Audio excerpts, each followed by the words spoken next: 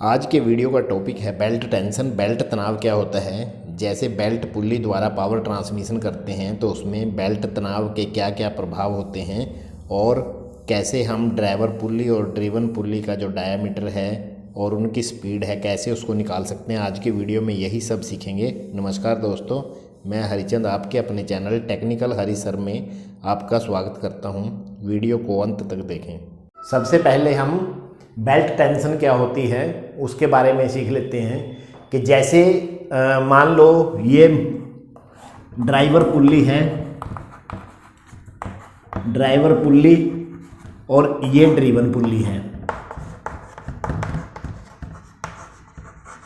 Driver pulley जो होती है वो मोटर वाली साइड होती है और ड्रिवन पुल्ली है जिस तरफ पावर ट्रांसमिट करनी है, मतलब जिस भी मोटर द्वारा किसी चीज़ को चलाना है तो शाफ्ट द्वारा ये जहाँ पावर ट्रांसमिट करनी है उस साइड में ड्रिवन पुल्ली होती है और ड्राइवर पुल्ली मोटर वाली साइड होती है। तो जैसे ये ड्राइवर पुल्ली को जैसे मोटर द्वारा पावर देंगे तो ये क्या करेगी, बेल्ट को जैसे खींचेगी तो यहाँ से टाइट होगी।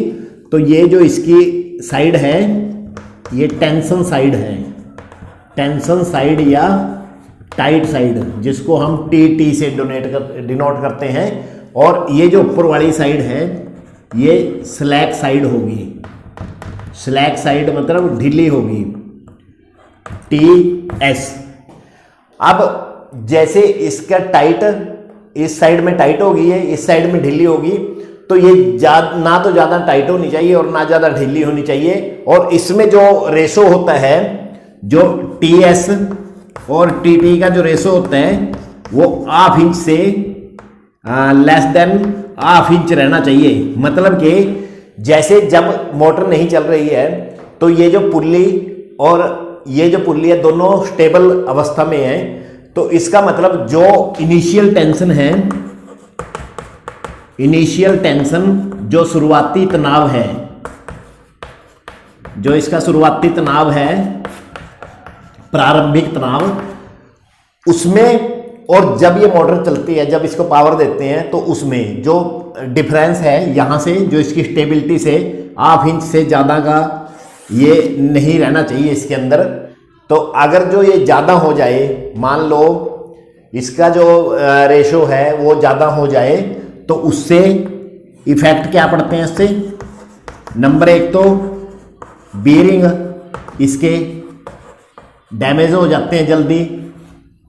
दूसरा जो बेल्ट की जो लाइफ है, बेल्ट लाइफ लेस हो जाएगी। ये प्रभाव पड़ते हैं। अगर ज़्यादा टाइट हो जाए तो ये इफेक्ट पड़ते हैं। अगर जो ये लूज हो जाए, ज़्यादा लूज हो जाए, मोर लूज, ज़्यादा लूज हो जाए तो क्या फर्क पड़ता है। एक इससे जो इसमें स्लिप बढ़ जाती है कि जैसे ज़्यादा अगर जो लूज छोड़ देंगे इसको तो बेल्ट स्लिप होती रहेगी। और दूसरा इसका जो स्पीड रेशो होता है, जो N1/N2 या N2/N1 वो घट जाता है, उस पर प्रभाव पड़ जाता है। क्योंकि जैसे ये बार बार जैसे चलेगी मोटर से ये स्लिप होती रहेगी तो उसके कारण जो इसके स्पीड रेशो होता है, जो वेग अनुपात होता है, उसमें फर्क पड़ता है और स्लिप की संभावना ज़्यादा रहती है अगर जो ये ज़्यादा टाइट हो गया। मतलब ये रेशो बना रहना चाहिए इसका, जो ½ इंच से कम, ना इससे ज़्यादा टाइट हो ना इससे ज़्यादा लूज हो। जो बेल्ट टेंशन है इसको हमें एक्चुअल जो रेशो में बनाए रखने के लिए क्या क्या यूज कर सकते हैं। तो इसके लिए सबसे पहले तो हमें यहाँ पे एक जॉकी पुली यूज कर सकते हैं। जैसे मान लो ये ड्राइवर साइड है, ये ड्रिवन साइड है, तो यहाँ पे ये बेल्ट, जैसे बेल्ट चल रही है इसके ऊपर, तो हम क्या कर सकते हैं, यहाँ पे एक जॉकी पुल्ली यूज कर सकते हैं। तो बेल्ट यहाँ से ऐसे चलेगी तो ये इस प्रकार इसको बेल्ट को टाइट रखेगी, इस प्रकार यहाँ से। जैसे इसकी रिस्ट्रिक्शन लग जाएगी तो ये जितने लूजनेस है उसको कवर करती रहेगी और इसको टाइट रखेगी बेल्ट को। और दूसरा तरीका है, एक एडजस्टमेंट स्क्रू होते हैं कि उसकी सहायता से इनको पुल्लियों की एडजस्टमेंट हो जाती है। इनको अपने इच्छानुसार इसकी पोजीशन थोड़ी सी आगे पीछे कर सकते हैं। अब इसका जो स्पीड रेशो है वो कैसे निकालते हैं वो भी मैं बता देता हूँ कि ड्राइवर पुल्ली और ड्रिवन पुल्ली, और इससे स्पीड के जो रेशो होते हैं जो N1 और N2 के, हमारी जो पुल्ली है ये ड्राइवर पुल्ली कितने पे घूम रही है चक्कर पे और ये कितने चक्कर पे घूमनी चाहिए, तो इसको भी हम एडजस्ट कर सकते हैं। और उसके बेसिस पे मान लो हमें यहाँ पे 500 चक्कर चाहिए इसके, तो इसका जो पुल्ली का जो डायामीटर है, व्यास कितना होना चाहिए, ये भी हम निकाल सकते हैं। एक एग्जाम्पल के द्वारा मैं आपको बताता हूँ कि जैसे अगर जो हमारे पास मान लो कोई न्यूमेरिकल गिवन है, कोई सम दिया गया है कि जो ड्राइवर पुल्ली का जो डायामीटर है, डायामीटर दिया हुआ है हमारे पास, मान लो 40 सेंटीमीटर दिया हुआ है, और उसके जो आरपीएम है इसके जो चक्कर हैं, मान लो इसके 800 चक्कर हैं, 800 आरपीएम है इसकी रेवोल्यूशन पर मिनट। और ऐसे ही जो ड्रिवन पुल्ली है मान लो उसके आरपीएम चाहिए हमें, मान लो उसके 420 आरपीएम चाहिए हमें, तो हमें कितने उसके डायामीटर की पुल्ली लेनी पड़ेगी, ये जो ड्रिवन पुल्ली है ये कितने उसकी डायामीटर की लेनी पड़ेगी, व्यास की पुल्ली लेनी पड़ेगी। तो इसके लिए है हमारे पास रेशो है इनका, जो वेग अनुपात है d1/d2 इक्वल टू n2/n1, ये इनका स्पीड रेशो होता है, जो स्पीड और डायमीटर। तो d1 हमारे पास गिवन है 40, तो ये आ जाएगा 40/d2 कितना है, d2 हमारे पास नहीं दिया है। आगे n2 कितना है, n2 420 है, और n1 कितना है 800। तो इस प्रकार जब हम इनको क्रॉस मल्टीप्लाई करेंगे तो हमारे पास आ जाएगा ये d2 आ जाएगा हमारे पास 800 गुणा 40/420, तो ऐसे कट जाएंगे ये, तो ये आ जाएगा 1600/21। इस प्रकार 1600 को हम 21 से भाग कर देंगे, तो ये हमारे पास आ जाएगा d2 हमारे पास आ जाएगा 76.19 सेंटीमीटर।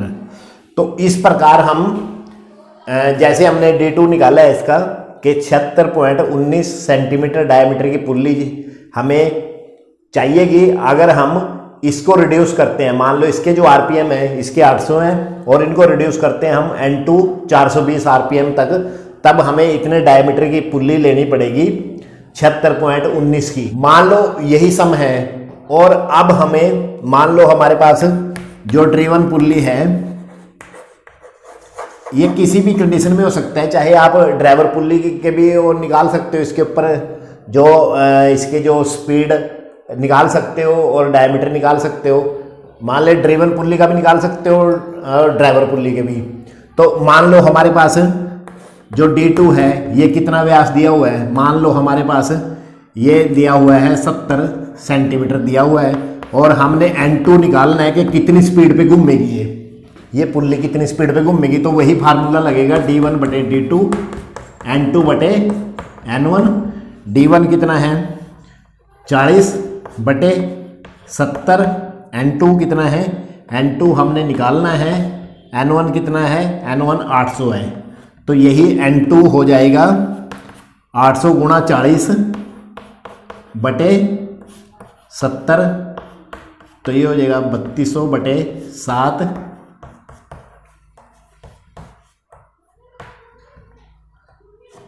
मतलब 457 आरपीएम पे ये पुल्ली जो n2 है ये घूमेगी। अगर इसका डायमीटर 70 सेंटीमीटर हो और इसका 40 हो, तो इस प्रकार हम जो बेल्ट का कोई भी न्यूमेरिकल कर सकते हैं। और बेल्ट की जो टेंशन के बारे में मैंने आपको पहले बता ही दिया कि टेंशन क्या होती है बेल्ट की, और उसका फर्क क्या पड़ता है, और कैसे हम उसको बेल्ट की टेंशन को कम या ज़्यादा होने के समय उसको रोक सकते हैं, कि ताकि ना तो ज़्यादा कम हो और ना ज़्यादा अधिक हो। क्योंकि कम होने के भी उसके नुकसान हैं और अधिक होने के भी नुकसान हैं। जो उसके कम होने के नुकसान भी मैंने आपको बताए और अधिक होने के नुकसान भी, और कैसे उन नुकसानों से बच सकते हैं वो भी बता दिया है। अगर आपको वीडियो का कंटेंट अच्छा लगा हो तो वीडियो को लाइक करें, शेयर करें और साथ ही चैनल को भी सब्सक्राइब करें ताकि आने वाली वीडियो की नोटिफिकेशन सबसे पहले आपके पास पहुंच सके। थैंक यू, धन्यवाद।